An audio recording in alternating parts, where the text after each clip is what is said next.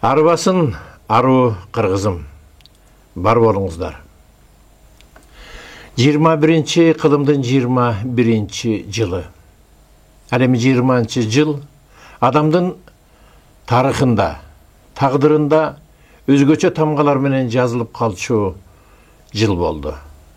20 жылы адамзатка келген апааттар, дүйнөдөгү болгон өзгөрүүлөр адамдарга белги катары, сыр катары, жан дүйнөсүнө бүлүк салчу, ойлончу жыл болуп калды.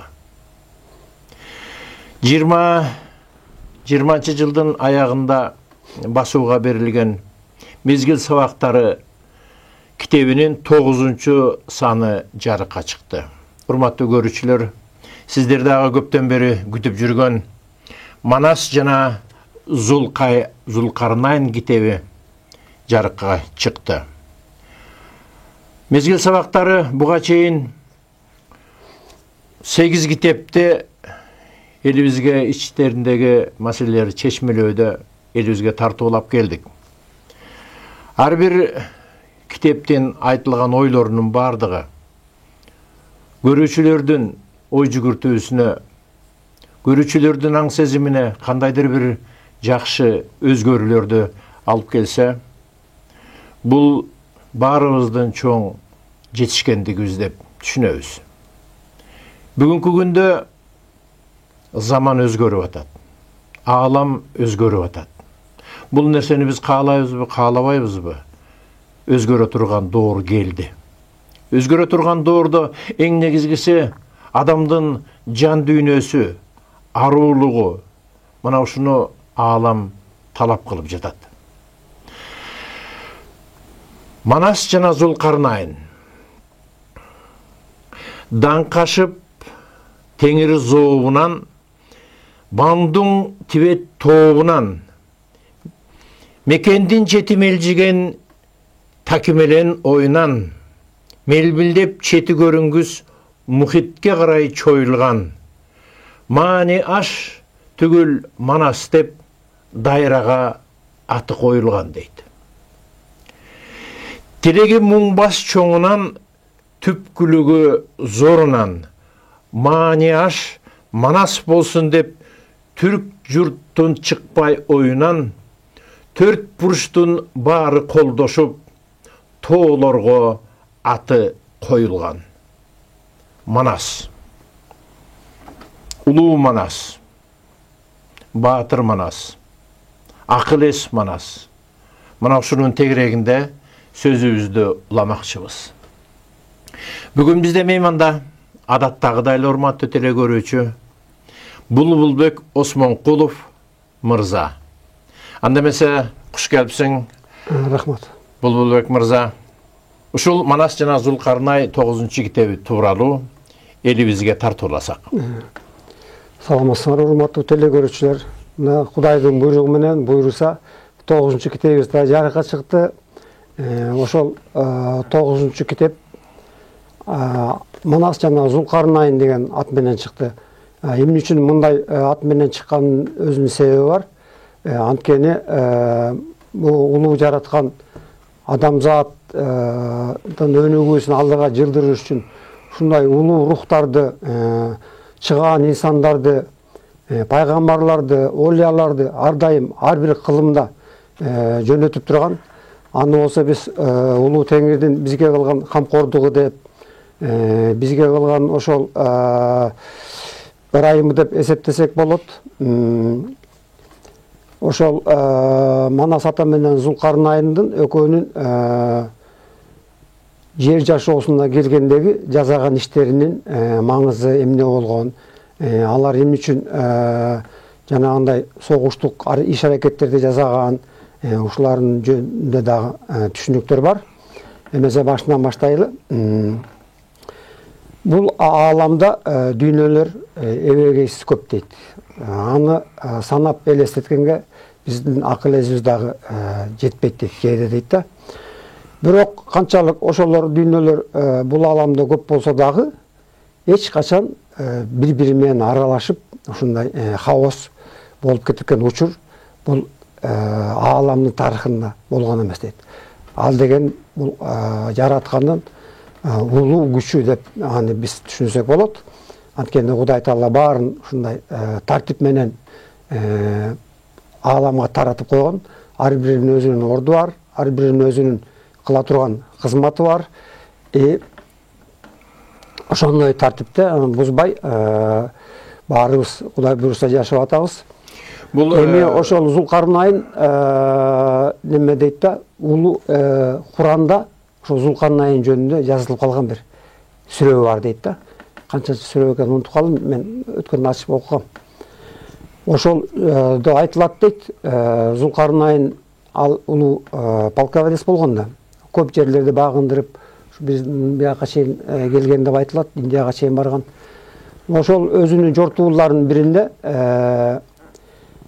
бир мамлекетке, бир элге туш келет да. Анын максатын аны басып алуу да шереле. Анан келаса ошол элдер Искендер Македонский, Александр Македонский дейт. Орусчасы, кыргызча Искендер Зулкарнайын деп айтабыз. Ошонун алдынан ак желек көтөрүп, тартып алып, ишелип алдынан чыгышат экен. Мейли Биссага Букара бололу. Сөзүңө аралжы. Төлөк Торакан Аксакалдын Кыргыз эл санжырасы деген китебинде ушунун башталышы мындай айтылат да, сен абдан туура айтып атасың.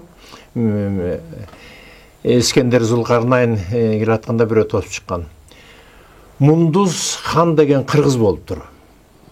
Ошол Мундуз хан 50 жыл ошол сырттан келген күчтөр менен кагылышып, бул жерде айтылат Яжужу Мажужу депчи. Мына ошолор менен кагылышып отуруп, алар жеңе албай койгондугунан Александр Македонский 100 000 аскери менен келип, анан 100 000 аскери менен келип ошол Яжужу Мажужулөрдүн баардыгын кубалап отуруп, бир үңкүргө киргизип, анан ошол жерден корумдап койгон айтылат да, бул кыргыз санжырасында айтылат. Жана сен айтып аткан нерселердин баардыгы ошол башында айтылып келген. Бул эми Аль-Кахф деген сүрөсүндө да бар экен, Библияда, Куранда, динде де болду. Библияда да бул нерсе жазылган экен да. Мына ушул негизи бул жерде порталдар жөнүндө сөз болуп атат. Туура, бул ушул окуянын адамзат цивилизациясы үчүн, деги эле чоң ааламдын өнүгүүсү үчүн аябай зор мааниси бар үчүн ушундай окуялар жанагындай эки китептерде атайын калтырылат экен да. Бир чети мисал болуш үчүн, бир чети тарых эстеп жүрүш үчүн, же болбосо бир ошол окуялардан бир кандайдыр бир сабак алышыбыз бизге керекпи, ошондой баары калат экен. Ошон үчүн эки китепте калган да. Анан жанагынтип астынан чыгышат да тигилер. Биз сага багындык, биз сага букара болобуз. Каршылык көргөзбөйбүз. Болгону ушул жакта бир ушундай бир жандыктар бар. Алар адам түспөлүндө эмеспи? Алар да башкача бир түспөлдө болгон окшойт да. Физикалык жактан аябай күчтүү болушкан экен алар аябай. Анан дайыма чыгат алар. Бизге канча жылдан бери, сиз айткандай 60 жыл айттыңызбы? Бу жерде канча жыл экени айтылбайт. Дайыма келет дагы биздин мал мүлкүбүздү тонойт, талкалайт, өлтүрөт, кыздарыбызды, окат ашыбыздын баарын алып кетишет. Булар таза бизге тынчтык бербей койду. Күрөшүп алыбыз жетпей атат. Сен ошону бизге жегип бер, экинчи чыккыз кылып. Анан кийин биз сага согушпай эле багынып берели дейт да. Анан көргөзгүл дейт. Анан барат жана сиз айткандай ошо эки тоонун ортосунда бир үңкүр бар окшойт да. Анан алар менен согушат экен. Согушуп, алардын баарын талкалап, анан үңкүрүнө кууп киргизет. Кууп киргизип туруп анан кийин оозун жабыш керек да. Анан жабат, топурак менен, таш менен, анан немеде да жазылат, жана жезди уютуп куйган дейт, аябай замырап айтат экен мындайча айтканда. Анан ошол жана баарын жаап бүткөндөн кийин, анан айтыптыр, мага бир кес темир бергиле дептир да. Темир. Анан кийин ошол темирди алып туруп, мындайча айтканда эми дуанын күчү менен деп айтсак болот да, чынында механизмдерин түшүндүрсөк, кайра эле баягы медер касиеттеринин немеси менен айтылат да. Дүйнөлөр эмне үчүн дүйнөлөрдүн ортосу эгер улуулуктун мыйзамы боюнча ачылбаш керек болсо, эмне үчүн ошол убакта ошол портал ачылып калды? Ошо мезгил сабактарында айтат, ал случайно ушундай бир үчүнчү күчтөрдүн жардамы менен мүмкүн дейт да. Ачык эч нерсени айтпайт.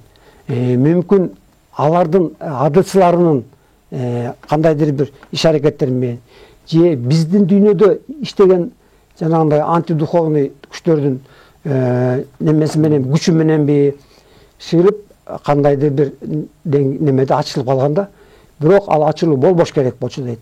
Ал убагынан мурда ачылып калган портал болгон. Эми ар бир улуу инсандын, жана Македонскийге, Манасатага окшогон инсандардын, булардын жарык дүйнөгө келгенде эң биринчи башкы милдети болот экен да. Вот ошол Зулкарнайндын эң башкы милдети вот ошол эки дүйнөнүн ортосундагы ачылып калган байланышты жабыш керек болгон. Ошон үчүн ал Зулкарнайнын олиялыгы, анын көрөгөчтүгү, жанагындай касиеттери, адамдарда жок касиеттер болгон дейт ал кишинин. Анан ошол өзүнүн сезим энергияларынын же рух энергияларынын күчү менен темирдин медерлерин бул күлөгөн дейт. Темирди жөн жерден алган жок да. Анткени башка дүйнөлөргө байланыш ачыш үчүн, кайра башка дүйнөлөргө байланышты жабыш үчүн дагы демек темир касиеттерин иштетсе болот экен да. Вот ошол ыкманы колдонгон дейт да Александр Македонский. Анан ошол темирди жанагы жерге анан кийин коюп туруп, анын өзүнүн жана ритуалдарын жасап бүт. Анан ошо менен анан кийин экинчи тегилерди чыккыс кылып жапкан дейт. Эгерде ал чала жаап койсо, же болбосо бир каталык кетирип койсо, бателеганы кайра ачып алышмак дейт. Ал даже билген дейт, канча кылымга чейин жабыш керек, канча убакытка чейин. Ошол мисалы үчүн акыры бир убакта дейт, ошол дүйнөлөр менен мүмкүн адамзат дүйнөсү кайра байланышка чыгат дейт.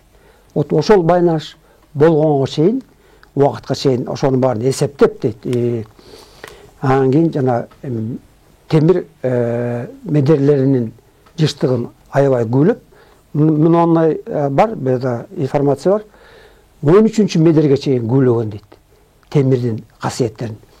Сол кайыпта дагы 13-кө чейин күлөгөн дейт. Оң кайыпта дагы 13-кө чейин темирдин медерлерин күлөп туруп, анан кийин ошону аномальный зона кылып, жанагы порталды анан ошол менен жапкан дейт. Эми биз болсо дуанын күчү менен жапкан деп айтылат, чынында. Негизи мурдагы өткөн сабактарда дагы оң кайып жана сол кайып жөнүндө өтө кеңири маалыматтар айтылды. Барыңыздарга белгилүү Кыркчоронун сыр найзалары дагы жана түпөктөрү дагы оң кайып жана сол кайып. Ошол дүйнөлөргө эшик аччу касиетке ээ болгонун мурда айтып келгенбиз. Дөө түпүрүнүн колдоосу менен ушундай бир керемет касиеттерге аралаштырып, жуурулуштуруп, мына ошол нерселер жасаган. Бул жерде дагы Александр Македонский ошол өзүнүн улуу кызматы менен келгенден улам ошол темирдин касиетин ийитип, ошол абалга чейин жеткирип, темирдин касиети бул китептерде өтө чоң мааниге ээ. Темирдин касиеттерин мурдагы сабактарда да айтылды. Мына ошол темирдин ийитүү, мындайча айтканда, аны тек гана отко салып, тек гана сууга сугаруудан эмес, башка бир медерлерин, бул мырза айткандай, башка медерлерди канчалык майдалоо менен улуу касиетке ээ болгон. Бул ушул жөнүндө дагы мындай айтылат да, бир нерсени айта кетейин. Бир 2 жыл мурун Арабстандан Аль Жазира телевидениесинин журналисти келди да. Ошол келип вертолет менен Кыргызстандын жерин кыдырып, бир нерсе издеп жүрүптүр. Кийин биз ал кишилер менен жолукканыбызда качандыр бир кездерде, тагыраак айтканда 11-кылымда халифаттын буйругу менен 60 адам ошол Яжүжү мажүжүндөрдү жапкан тоону издеп жүрүшөт. Кыргызстанга келип, экинчи жылы вертолет менен тоолорду кыдырып жүрүп, мына ошол тоону тапты. Ал тоону таап, аны азыр YouTube'дан да көрсөңүздөр болот, өзүндө да айтылат. Бул Кыргызстандын жергесинде экен. Чаткалда Өзбекстанга чек аралаш тоо, аркы бетинде Өзбекстан, берки бетинде Кыргызстан, ошол жерде ошол жабылган тоо бар экенин видеого түшүрүп, анан Ал Жазира телевидениесинен көрсөттү. Дагы бир окуя эмес, ошонун уландысы. Бул 11-кылымда ошол жиберилген 60 адам, изилдегенге келген адамдар мындай деп айтышат экен. Ошол тоону табышып, анан ошол жерде темир эритчү казандардын бүгүнкү күнгө чейин бар экенин, 11-кылымда жазылып калганын ошол жана келген журналист айтат да. Ошо жазылып калып, анан ошондон улам изилдеп келдим дегендей. Дагы бир нерсеси бар экен ошол жерге. Ошол 11-кылымда кыргыздар аттары менен келип, чаап келишип, яжүжү мажүжүндөр, барсыңарбы деп кыйкырат экен. Анан ал жактан үн чыгат дейт. Кыргыздар, дагы тирүүсүңөрбү деген үн чыгат дейт. Анан ошолордун барын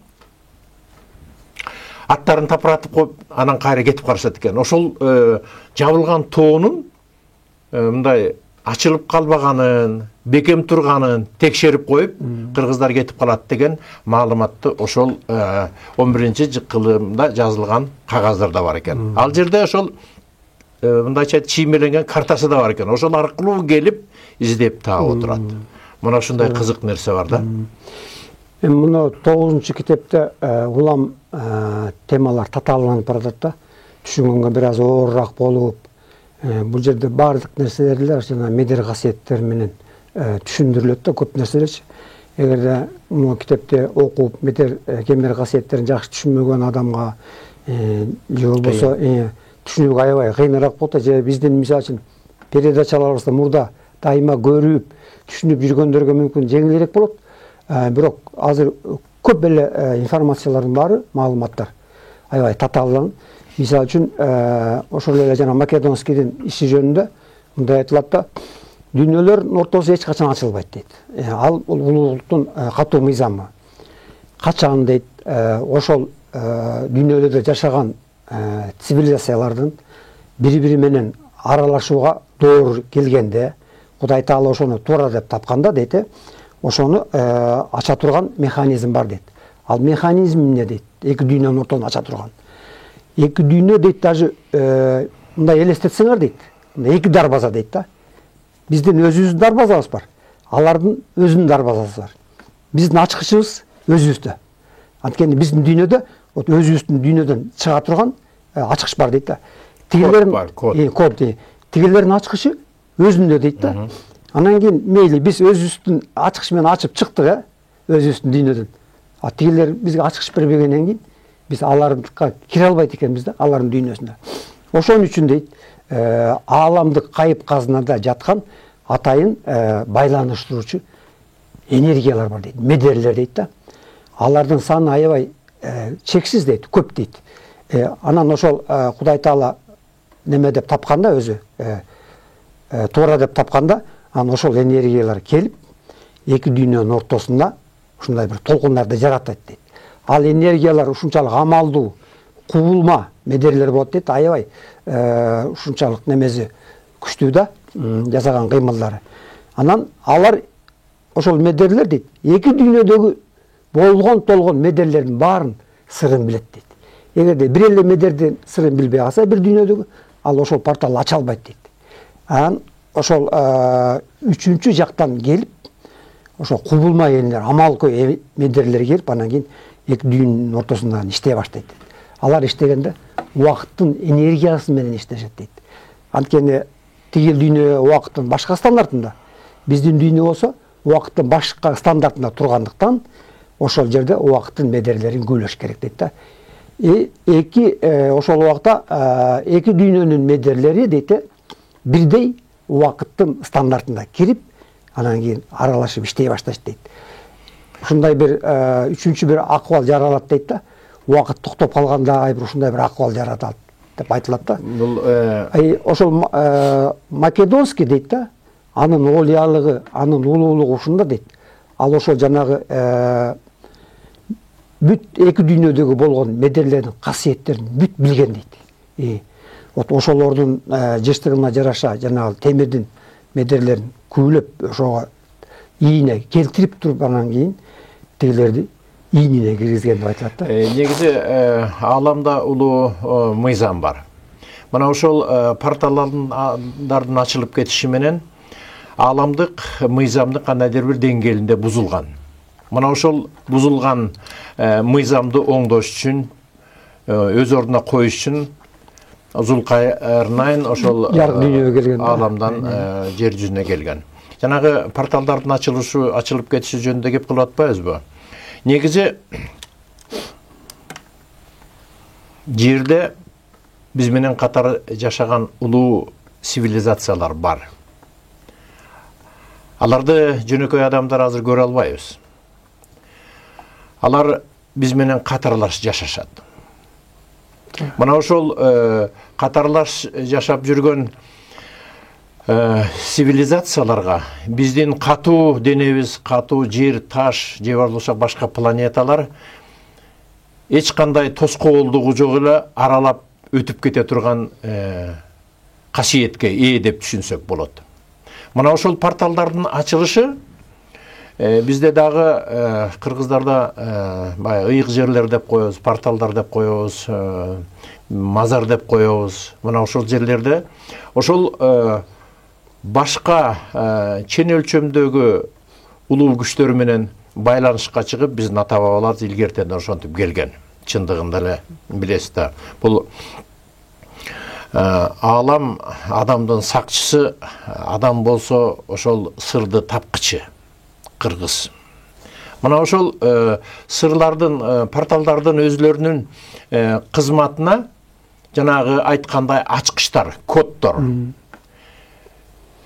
Буга өзүнүн алдын ала айта турган көрөгөч, көз ачык, экстрасенсорный мүмкүнчүлүгү бар адамдар ушул порталдарга кирип чыгып турушат да, маселен. Ал эми жанагы ошол жер жүзүнө өтө аламат келтире турган атын атап эле айталы, бул Яжужу Мажужу деп айтылат. Сиз Куранда дагы айтылат. Булардын келиши балким ошол бул китепте ошентип айтылат, кандайдыр бир керек болгон жогору цивилизацияга кадам таштоо аракетинде ушул порталга кирүүгө аракет кылган. Анан ошону менен катар жана антидуховный цивилизация дегендердин жер жашоосундагы кандайдыр бир терс күчтөр ошол ачкычты, бул жактагы ачкычты ачууга мындай ачып койгон деген нерсе. Бул эми ойдун сезими менен да ачылышы мүмкүн. Баягы бул китептерде өтө ойдун сезимдин күчү өтө керемет кудурет күчү бар экен жөнүндө айтылат. Мына ошол аркылуу дагы ачылып калышы мүмкүн деген нерсе бар да. Туура, мисалы үчүн башка дүйнөлөргө эшик ачуу үчүн дейт да, эгерде единичный случайда бир адам башка дүйнөгө баргысы келсе, ал ошо сиз айткандай сезиминин күчү менен, сезимдин энергияларын, эң майда сезимдин энергиясын эң майда толкунга жыштыкка алып келип туруп, убакыттын медерине, убакыттын кыймылына тете жыштыкка күбөлөгөндө, ошондо гана башка дүйнөлөргө эшик ачылат дейт. Бул бир киши өзүнүн жанагындай олиялык касиети менен ачып кирип кетсе болот дейт. А бирок жанагындай массовый аралашып калуу, бул жерде бүт дүйнөнүн жашоочулары чыгып келип атпайбы бер жака. Мындай случайлар ал башка мисал дейт да, андайлар чынында болбошу керек. Массовый аралашып кетиши, ал хаос жаратат. Алар келип алып бер жака капсалаң салып атыр биздин дүйнөгө. Ошондой нерселер алар болбош керек болчу дейт да. Ошон үчүн Кудай Таала Македонскийди жарык дүйнөгө жиберип, анан ал Македонскийди эмне үчүн ушунчалык баатыр, жанагындай жоокер кылып жаратты дейт. Анткени ал өзүндө болгон мүмкүнчүлүктөрдү арттырыш үчүн, ойготуш үчүн ага төрөлгөндө берди Кудай Таала касиет. Бирок ошол касиетти өстүрүп, жанагындай деңгээлге, эки дүйнөнүн ортосун жаба турган деңгээлге алып келүү үчүн дейт, ал тирүү жашоосунда ошол касиетин дагы ачыш керек болчу дейт. Анын үчүн кантип ал касиеттерин ача алат? Ошон үчүн аны Кудай Таала жана улуу жанагындай полководец кылып жаратып, анан кийин канча деген курч окуяларга аралашты. Ар бир эле мамлекетти, жерди басып алыш үчүн не деген ага немен кетет, оюн кетет, немен кетет, күч кубаттын баары кетет. Вот ошол терс нерселер өзүнүн, аны мисалы үчүн Македония тарыхта баскынчы катары калды да, туурабы? Ал басып алган жерлерин эзген, элдердин баарын кырган, миллиондогон кишилерди кырды мисалы үчүн. Вот ошол терс аракеттердин баары дейт, ошол Зулкарнайнын турмушундагы жанагы касиеттерди өзүндөгү ички потенциалды ойготконго вот ошол түрткү болгон дейт да. Ошон үчүн чоң миссия менен келген ушундай улуу рухтарды жашоосун дейт Кудай Таала жанагындай кылып тагдырына ошондой сценарий берет дейт да. И Манас атаны экөөнүн үчүн берди бир жазып койду. Манас жана Зулкарнайн деп. И Манас атанын дагы немесинде дал ошондой да, мисалында. Манас ата дагы жалаң жортуулда жүргөн, мурдагы Уус хандын территориясын, бүт владениясын кайра восстановить эткен, өзү айткандай Кураманын баарын журт кылган дегендей, буланын материалдык дүйнөдө жасаган иштери анын духовный өнүгүүсүнө дагы кандайдыр бир түрткү берип турган дейт да. Ошо салыштырган себебин азыр айтып коеюн. Бул экөө дейт эки башка миссия менен келген дейт. Зулкарнайн эки дүйнөнүн ортосундагы порталды жабыш үчүн келсе дейт. А Манас ата тескерисинче дүйнөлөрдүн ортосундагы боло турган байланышты ачуу үчүн келген дейт. Ал кандай эмне кылды? Ачуу үчүн кандай аракеттерди кылды? Мисалы үчүн эки дүйнөлөрдү. Мына айтылып атпайбы, оттуу доору келатат. Оттуу доорунун алтын доору болот. Ошо алтын доорго барганда биз башка дүйнөлөр менен аралашабыз. Башка сферага которулабыз, өйдөнкү сфера деп атпайбы? Вот ошол башка өйдөнкү сфераларга ачыла турган немелердин коддору Манас ата 40 чоронун 40 найзасына бекемдеген дейт. Вот жана сиз айтып аткан код, вот ошол күчтүү жана медерлердин, темир медерлердин именно. Анткени 40 чоронун найзаларынын түпөгүнүн учу эмне болгон? Темир болгон да. Көрдүңүзбү? Экөө окшош болот. Македонский болсо жапты темирдин күчү менен. А Манас ата болсо эми ачканга ушундай жанагындай куралдар да даярдыгы жок. Пока азыр ачыла элек. Эми жакынкы алыскы келечекте Кудай буйруса биз адам заты ушто башка дүйнөлөргө эшик ачып, ошолор менен байланышып, өзүбүздүн өнүгүүбүздү алдыга жылдырыш үчүн дал ошол 40 найзадагы түпөгүндөгү катылган темир касиетинде катылган коддорду эми силер пайдаланасыңар дейт. Бир жолу биз пайдаландык. Бирок биз мындай энергетикалык пландан пайдаландык да. Качан пайдаландык? 2012-жылы 20-декабрда жана галактикалардын тогошкон учурунда ошого чейин, тогошусуна чейин адамдарды даярдабадыбы? 246 күн. Вот ошол улуу генетикалык синтез жүргүздү деп мурдагы китептерде бар да, айтпадык беле.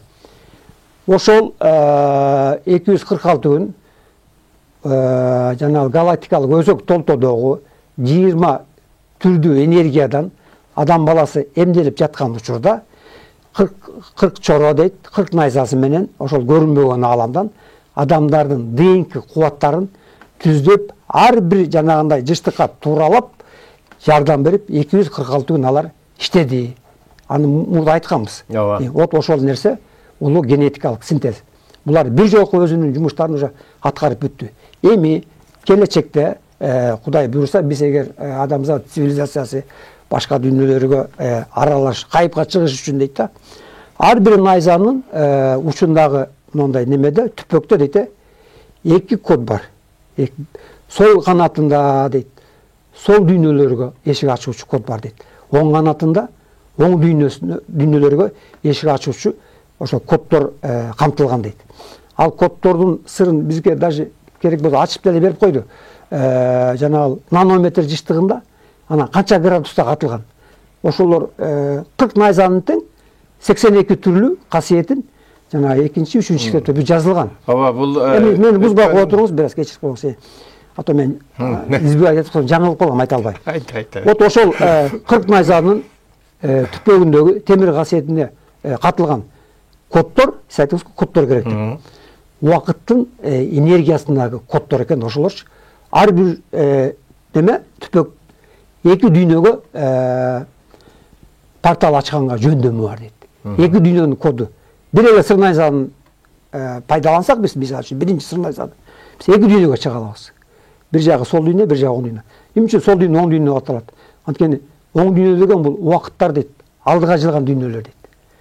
Сол кайыптагы дүйнөлөр булар убакыт тескери көздөй жылган дүйнөлөр дейт. Эми алардын баарын түшүндүрүп бергенге силердин немеңер али түшүнүүгө жете албайбыз дейт. Анткени физикалык дүйнөдө бир нерсени түшүндүрүш үчүн, ошону далилдеш үчүн бир нерсеге биз салыштырышыбыз керек дейт. Ошол өзүңөрдүн эле дүйнөлөрүңөрдө болгон бир нерсеге салыштырыш керек дейт. Бул жерде биз аны силердин материалдык дүйнөнүн кубулуштары менен салыштыра албайбыз. Ошон үчүн түшүндүрө албайбыз. Силер түшүнбөгөн көп нерселер көп деп айтылат да. Жана жогоруда өзүң айткандай ар бир жасалып аткан нерсе ошол улуу ааламдан келген улуу Манас руху болобу, Зулкарнайн руху болобу, жасалган нерселердин бардыгы ошол өзлөрүнүн рухунун, өзлөрүнүн медерлеринин майдалансын, рухунун өсүш үчүн жасалат. Ал тургай, мына азыр жашап аткан адамдар, мына сиз, биз, ким болбосун, ар бир жасап аткан нерсе бардыгы адамдын өзү үчүн жасалат. Бул эголуктан башка. Өз үчүн жасалат деген жасаган кадамдарың, жасаган иштериңдин баарды, жакшысы да, жаманы да өзүң үчүн жасалат. Бардык нерсе, болуп аткан нерсе, адам өзүн же өстүрүү үчүн, же болбосо кемитүү үчүн жасалат. Мына жогоруда айтып атасың. Зулкарнайн келип жаап кетти. Бардык нерсенин өзүнүн чен өлчөмү, убактысы бар. Качанга чейин жаап кетти деген. Мына маселен ошол ыйык китептерде айтылат. Акыр заман келгенде ошолордун бардыгы чыгат дейт. Анан тирүү нерселердин бардын, жандуулардын бардын, жансыздардын бардыгын мойсоп жок кылат деген ыйык китепте айтылат да. Туура.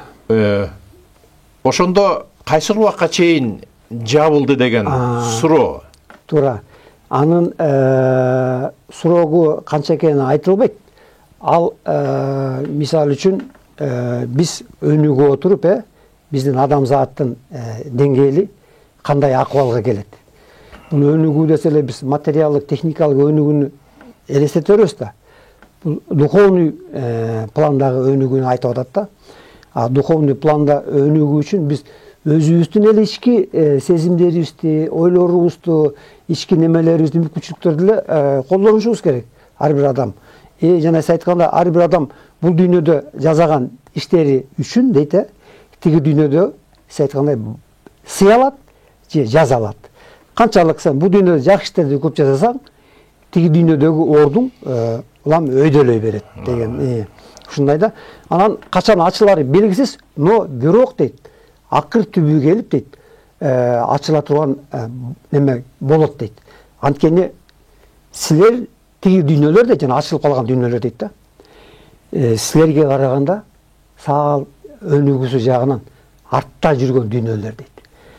Ошол качан адамзат цивилизациясы, жанагы ажу мажу дедиңиз го, ошолорго устат болууга биздин немебиз жетишкенде, мүмкүнчүлүктөрүбүз, Кудай Тааласынын ошого устат деген акыбалга татыктуу болгондо, биз аларга как устат катары порталды ача алабыз дейт.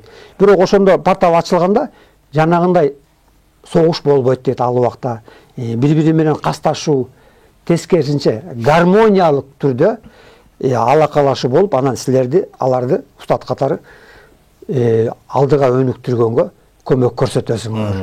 Ошондой ачылуу болушу мүмкүн дейт. Ошону эсептеп туруп дейт, эми суроогу жазылбайт эми. Бирок бул жерде жазылган Александр Македонский билген дейт. канча кылымга чейин жагыш керек болсо ошончолук күчтү жанагы жерге бекиткен дейт да. Бул жерде мындай деп жазылган да, азыр эсиме түшүп атат. Бул дүйнө аалам дегеле баардык чоң аалам, кичине аалам өсүү жана өнүгүү жолунда. Өсүү жана өнүгүү жолунда ошол порталга жабылып калган ар жагындагы жанагы биздин цивилизациядан төмөн турган цивилизациядагы өсүү жолунда болот деген нерсе бар. Сөзсүз түрдө. Сөзсүз өсүү жолунда болуп, ошол өсүү жолунда жанагы жогоруда айткан согуштар болбой калат деген нерсе бар да, кырылыш болбойт деген. Себеби дегенде жанагы Манас атанын сыр найзалары менен ачылуучу улуу доорулордо адам цивилизациясы башка чын өлчөмдөргө чыгуу мүмкүнчүлүгү бар экени айтылат. Ошолор менен алака түзөөрү айтылат. Жана айтып аткан 40 найзанын 40 түпөгү 2ден болгондо 80 түпөгү, ошондо 80 дүйнөгө портал ачуучу код дейт ошолор. 80 дүйнөгө портал ачуучу код. Ошолордун бири ошол жанагы неменин артында, Зоканын артында камалып калган цивилизация болушу мүмкүн деген сөз. Бул деген ар бир цивилизация өзүнөн кийинки цивилизацияга устат болуу, бул балдарды тарбиялоодо, бизден мурунку өтүп кеткен цивилизациялар, Лемурия, Атланттар цивилизациясы бизге сабак бүгүнкү күндө мына алардын баарын сабактарды берип аткандай, ошол адамзат цивилизациясы дагы ошолорду окутууга, үйрөтүүгө милдеттүү түрдө айтылат. Мына ошолорду окутуу менен окуучун канчалык деңгээлде жакшы окуп кетсе, ошондой чыр-чатак болбойт дегендей мааниде айтылат да. Биз өнүгүп атабыз, тиги дүйнөлөрдө өнүгүп атат да эми. Кудай тааланын астынан мүмкүн алар эгер өнүгүүгө коюлган цивилизациялар болсо, алар да өнүгүп атат, алардын акылы өсөт. Анан кийин жанагындай бир разумный бир немеге келгенде, акыбалга келгенде мүмкүн Кудай таала туура деп тапса, мүмкүн ачылат ошол байланыш. Мүмкүн алар менен жакшы алакада болобуз дегендей да. Мына бүгүн азыр жаңы доор келди деп атабыз.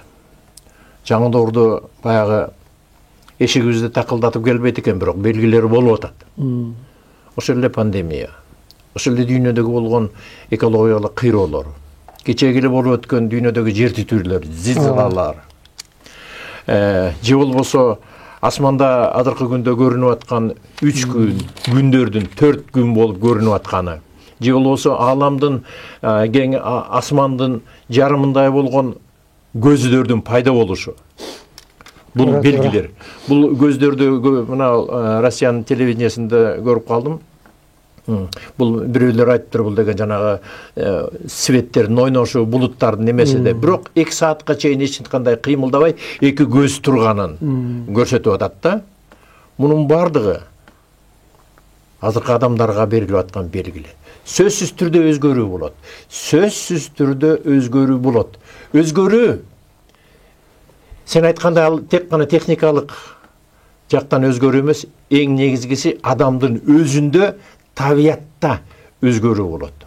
Бул өзгөрүүлөр боло турган нерсе, бул сабактардын эң негизгиси максаты ошол адам өзгөрүүлөрдү сезсе деген нерсе.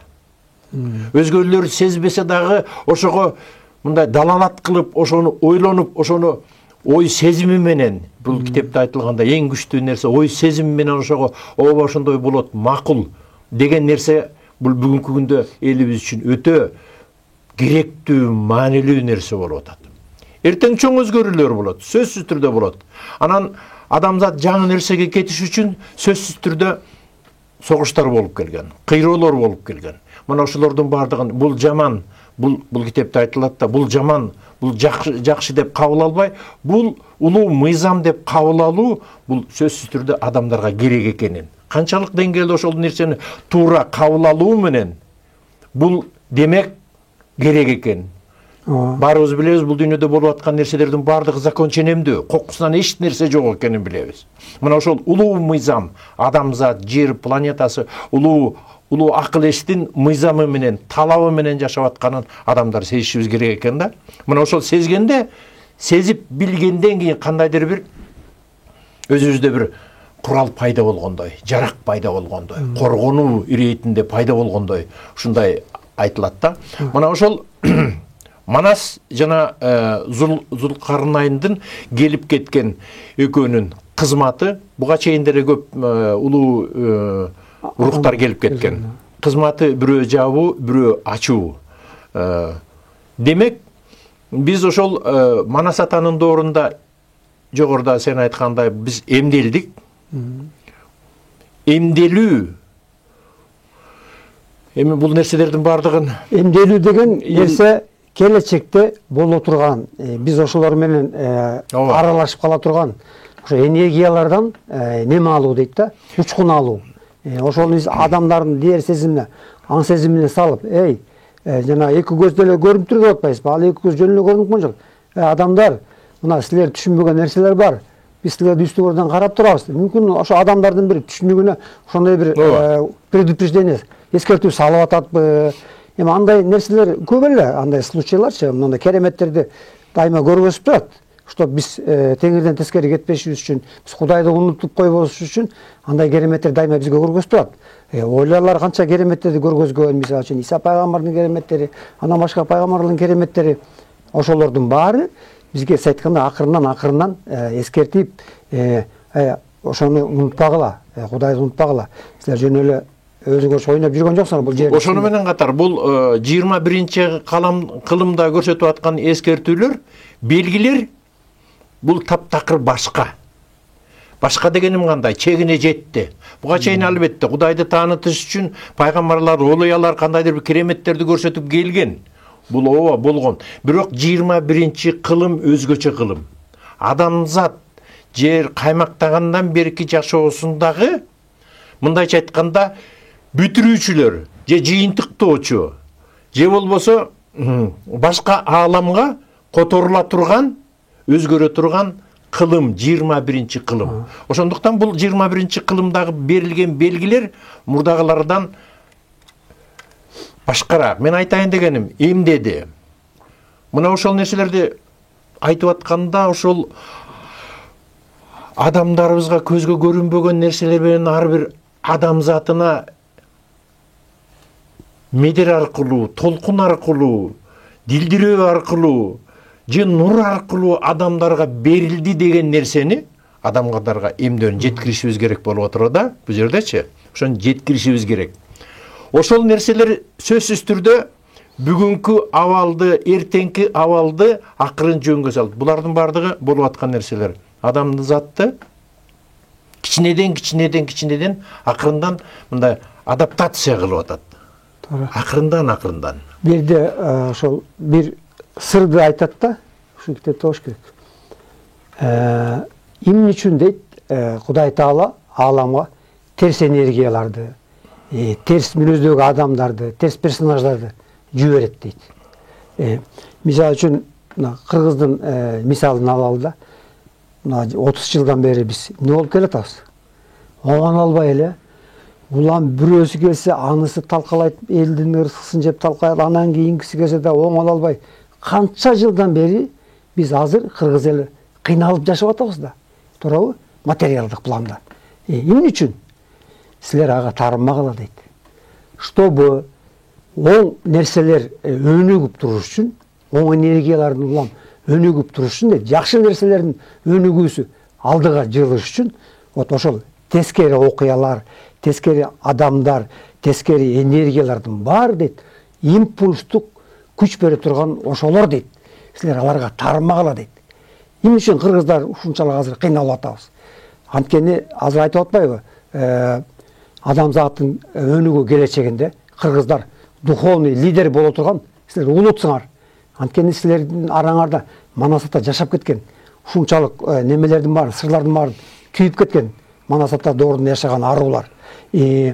Раз силер ошондой улут болгондон кийин бизди духовный жактан өнүктүрүш үчүн биздин турмуштук жанагы кыйынчылык турмуштун кемерине салып жатабы деп мен кээде өзүм ойлоп коем. Туура, абдан туура. Эмне оңоло албай атабыз. Абдан туура. Канчалык бизди көбүрөөк кысса, көбүрөөк кыйнаса, ички духовный немелер, касиеттер ачылат экен да. Анан кийин мен эми ишенсеңиз, биздин чоңдорго, бийликтегилерге уже таарынбай калдым. Тескерисинче алар бизге жардам берип атат. Ушундай мүмкүн элдин арасында бар жакшы адамдар. Кудайдын астында кызмат кылып жүргөндөр бар. Алар деле элдин келечегине кейит да. Элин кыйналса кейисиң, туурабы? Вот ошол нерселер, жамандыктардын баары келечектеги жакшылыктарга бере турган түрткү, импульстук күч деп айтылат да. Улуу кыргыз айтып келген, бул дүйнөдө жаман жок, бул дүйнөдө жакшы жок деп. Негизи бул туура деген нерсенин баары туура эмес болгон, туура эмес деген нерсенин баары туура болуп келген. Бул келип кеткен президенттердин баарын жамандай беребиз. Бирок алар өтө чоң кызматта экенин абдан туура айттыңыз. Адамдын канчалык, орустарда бир жакшы сөз бар.